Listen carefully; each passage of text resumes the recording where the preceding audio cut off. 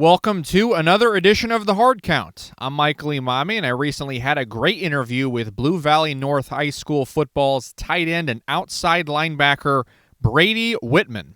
Whitman is a member of the 2024 class and currently stands at 6 foot 2 inches and 195 pounds.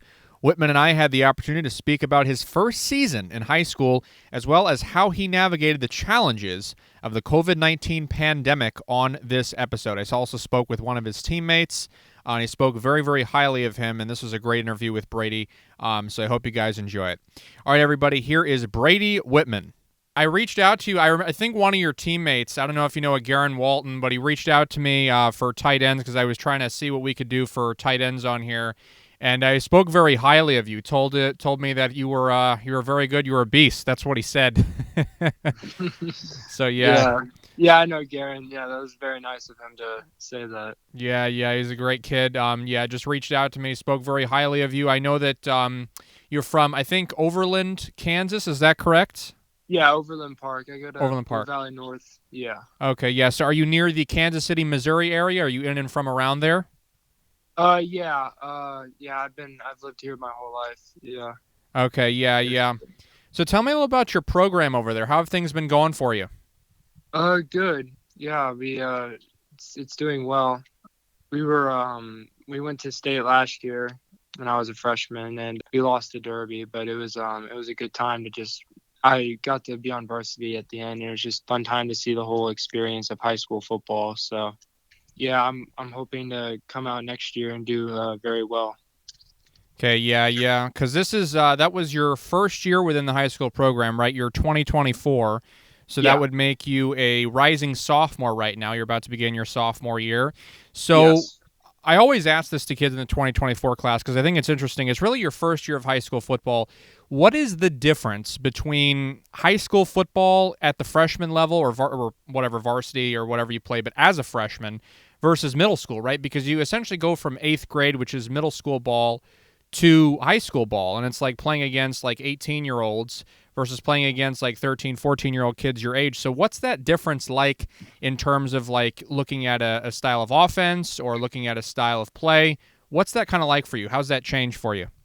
Well, I went to a middle school that didn't have a football team, but I luckily got to play on a team, the Lee Summit Broncos middle school team. They invited me to play on that, and I played on that. And honestly, the biggest difference is that it's just the hitting, and like it's so much more faster pace, and it's moving the ball more, and it's just a faster game, and I think it's a lot more fun. It's a big difference between middle school in high school, between the hitting and the how fast everyone's playing, quite frankly. So Yeah, I'm glad to see that you've done so successfully. And I think now when you look at where you're going in sophomore year, I know that this past year was difficult for a lot of kids, being that it was a 2020 season. We've seen schools move their programs to the spring. We've seen schools cancel their programs altogether. And we've seen college programs, not big ones obviously, do away with not necessarily football, but do away with other sports. So this has been a really difficult, or last year was a really difficult year for athletes in general. I wanted to ask you, how did you personally deal with the stress level from COVID? How did you deal with the problems that COVID had caused? Did you find it easy to deal with those issues, those scheduling changes and those cancellations, or did it make life harder for you? And how did you figure out and navigate kind of that world that we were living in? it was the beginning. It was a little annoying because we had things cancel, and I think our first games got moved back. We were going to play Miege, and that got moved back. And then I was, a freshman, so I was a little bit hard to figure out stuff and a little bit harder. But, I mean, I didn't have too much of a problem, to be honest. We just had to wear masks, and, I think during summer we had to keep our distance and stuff like that. But I think probably the hardest thing was not getting in the film room before the season, because I mean it was hard to learn plays and stuff like that, because we were obviously not allowed to go into the school and watch film and be in that close environment. So That was honestly the biggest thing. Okay, yeah. And so what's kind of the first thing you'd want a college program to know about you if they're going to take you? I know you're kind of young right now, but from a character perspective, what's kind of the first thing you'd want them to know? Very respectful. I'm very attentive and I listen. I'm very coachable. I love to learn. I love to be coached up and criticized on things that I need to get better on. And all around, I love the game of football and I just want to play as long as I can. Okay, how have your parents influenced you as an athlete? They've influenced me a lot. I mean, they pushed me to do a lot of things that I probably wouldn't have done if they didn't push me to do those things. They've created so many opportunities for me, and I'm just thankful that I've been fortunate enough to be blessed with a family that would do that and parents. And so how do you go about navigating kind of sports and academics? I normally this year it was a little bit difficult with the academics, because we had to turn in stuff online, but managing both was new to me because I didn't really have football right after school type of stuff every day. And the best way to do it is just to get my stuff done during school, and then after just hit the field. And then when I get home, I'd work on homework. But that was basically it. Okay, yeah, yeah.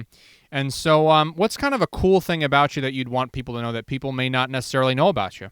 I'm a multi-sport athlete. I do track and basketball. I do competitive basketball. I play for the Spurs, and I love sports, and I've played them since I've been so little, and I've always tried to.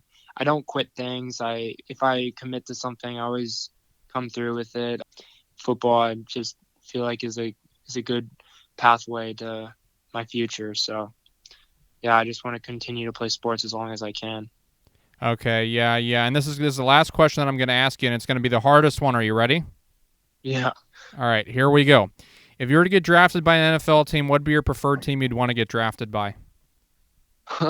um. Shoot. Well, I love the Chiefs. I mean, I was a Broncos fan growing up, and I like the Broncos. I like where it's situated in, and then I mean, I like. Sure, I'd probably say I'd stick with my hometown, the Chiefs. I think that would be cool. And then if I had a second option, I'd probably go with the Broncos, just because I love that whole area, Denver.